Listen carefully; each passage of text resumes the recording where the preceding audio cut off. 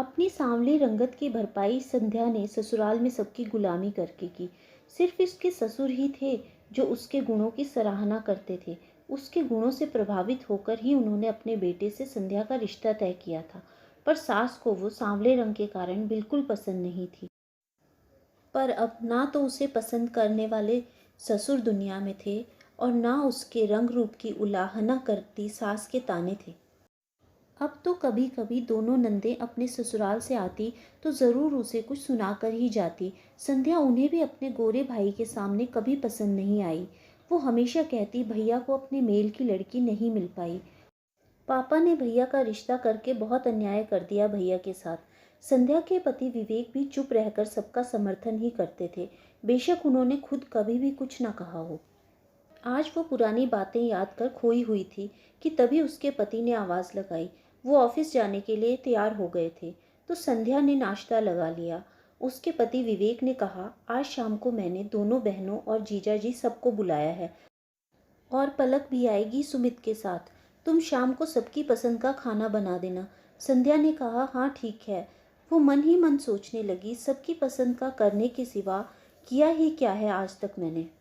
संध्या सोचने लगी, कितनी कोशिश की हमेशा कि सबके लिए कुछ करके सबकी पसंद का कर उनके दिल में कुछ जगह बना सकूं, पर मेरा रूप रंग ही सब चीज़ों पर भारी पड़ गया। संध्या ने देखा 9 बज गए थे और बोली, मैं भी कहाँ ये सब सोचकर अपना मूड खराब कर रही हूँ।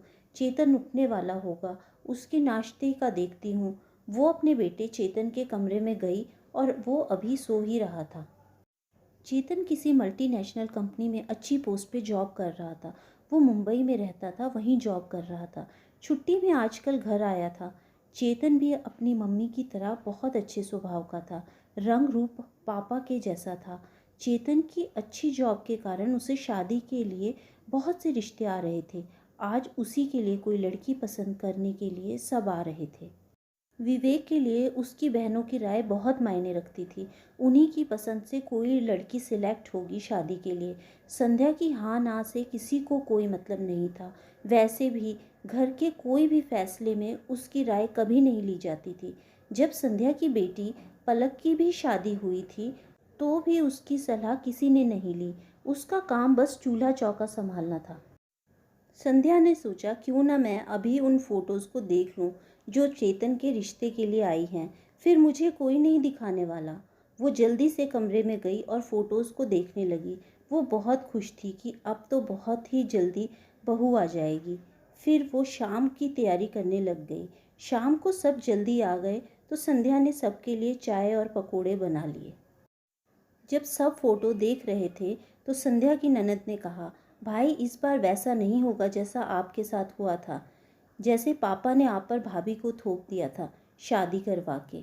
हम तो चेतन की शादी बहुत सुंदर लड़की से करवाएंगे।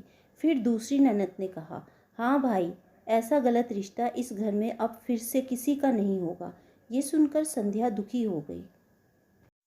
उसने अपने आंसू बहुत मुश्किल से रोके। जब पलक ने भी बोल दिया कि हाँ बुआ, भैया के लिए तो हम सुंदर लड़की ही लेकर आएंगे, कोई सांवली सी नहीं। आज संध्या को ये बातें बहुत चुभ रही थी कि पलक उसकी अपनी बेटी भी उसे नहीं समझती। बाकी सब तो फिर भी पराए हैं, पर वो तो अपनी है। संध्या चुपचाप सुन रही थी। ये सब लड़कियां बहुत सुंदर हैं, मुझे सब अच्छी लग रही हैं। तभी पलक के पति ने कहा, अरे कोई साले साहब को भी तो फोटो दिखा दो। उन्हें कौन सी वाली लड़की पसंद है, उसी लड़की को देखने चलेंगे कल। पलक ने फोटो चेतन को दिखा दी। बुआ बोली, बता दे तुझे कौन सी लड़की पसंद आई है। चेतन ने कहा, मुझे इनमें से कोई भी लड़की पसंद नहीं आई है। सब हैरान हो गए और संध्या को तो लगा शायद उसने कहीं कोई लड़की पसंद कर रखी है, तभी ऐसा कह रहा है। बुआ ने पूछा, तू लव मैरिज करेगा क्या? चेतन बोला, नहीं बुआ, अरेंज मैरिज ही करूँगा। पर बुआ ने कहा, पर क्या? बुआ, मुझे मेरी मम्मी जैसी गुणी लड़की चाहिए। इनमें से कोई मुझे मम्मी जैसी नहीं लगी। चेतन अपनी मम्मी के पास आया और उन्हें गले लगाकर बोला, मम्मी ही मेरे लिए लड़की पसंद करेंगी और मैं अपनी मम्मी की पसंद की लड़की से ही शादी करूँगा। सब लोग खामोश हो गए। चेतन ने ये कहकर आज बहुत कुछ कह दिया था। चेतन की बात सुनकर अपने रंग रूप का घमंड करने वाली दोनों बुआ और बहन पलक भी शर्मिंदा हो रही थी। संध्या को ऐसा लगा जैसे उसे किसी ने जीवन भर का इनाम पल भर में दे दिया हो। संध्या के आंसू आज रुक नहीं रहे थे। आज उसके जीवन भर का दर्द उन आंसुओं के साथ बह रहा था।